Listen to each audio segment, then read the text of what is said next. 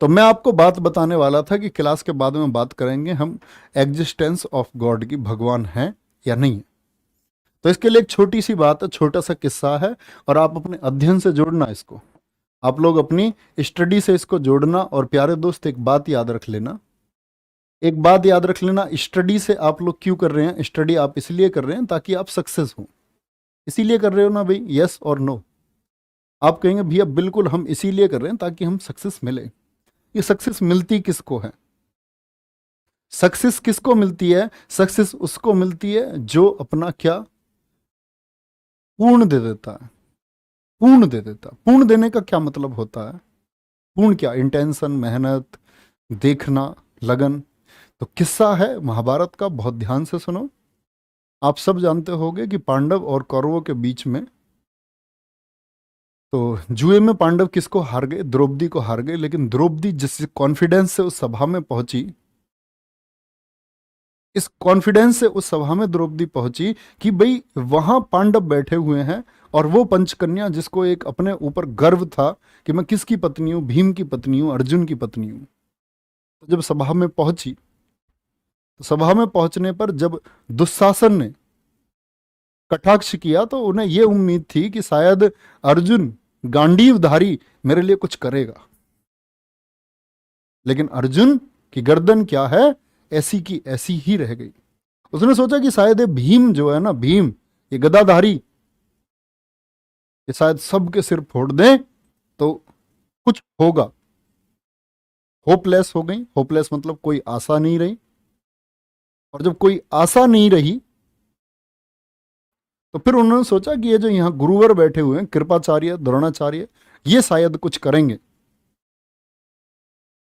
कुछ नहीं किया, कुछ नहीं हुआ। तब उन्होंने एक अंश मात्र, जब साड़ी के एक छोर को पकड़ा दुशासन ने, तो उन्होंने थोड़ा सा भगवान को याद किया। मेरी बात को फोकस करना, क्या बोल रहा हूं मैं? थोड़ा सा भगवान को याद किया। और वो भगवान श्री कृष्ण उस समय थे द्वारिका में, और द्वारिका में रुक्मिणी के साथ खाना खा रहे थे, और खाने का निवाला सिर्फ उनके गले में गया और अटका रह गया। और गले में जब अटका रह गया तो रुक्मिणी ने पूछा कि क्या हुआ, कोई कंकड़ है क्या? उन्होंने बोला नहीं, कोई याद कर। रुक्मिणी ने कहा गॉड प्लीज सेव हर। भगवान, अंग्रेजी में तो नहीं बोली होंगी, भगवान जाकर के उनकी रक्षा करो। उन्होंने बोला नहीं, अभी पूरी तरीके से याद ही नहीं किया है। अभी जो फोकस देना था वो फोकस दिया ही नहीं है, सिर्फ अंश मात्र याद किया है, पूर्ण तो याद किया ही नहीं है। तो अभी जाने का कोई मतलब ही नहीं बनता।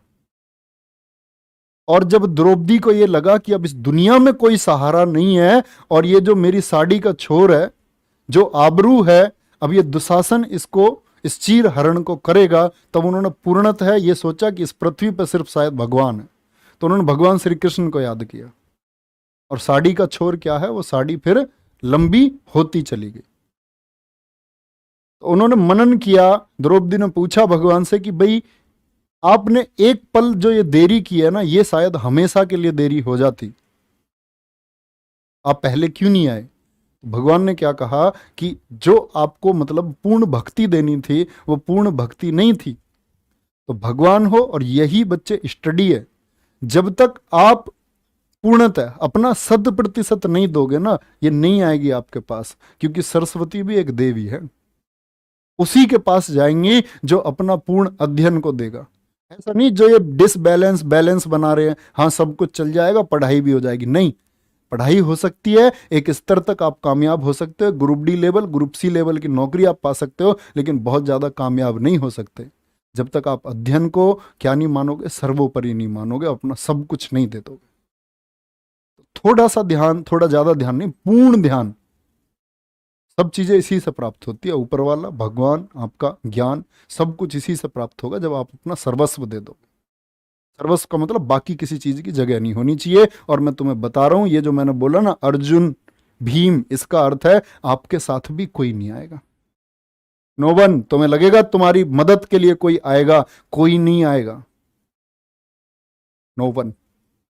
आप कामयाब हो गए, या आपने क्या बोलेंगे उस भगवान को प्राप्त कर लिया, भगवान से मतलब उस ज्ञान को आपने प्राप्त कर लिया, तो आप ताकतवर हैं, आपके साथ ज्ञान है, भगवान है आपके साथ, देवी है। जब देवी आपके साथ है तो आप सबसे मजबूत हो। तो उसके लिए काम करते रहिए, अपना ध्यान रखते रहिए, और कमेंट सेक्शन में अपना स्कोर लिखना ना भूलें। मुस्कुराते रहिए, अच्छे से पढ़ते रहिए। बाय बाय, टेक केयर, जय हिंद, जय भारत, जय मां सरस्वती।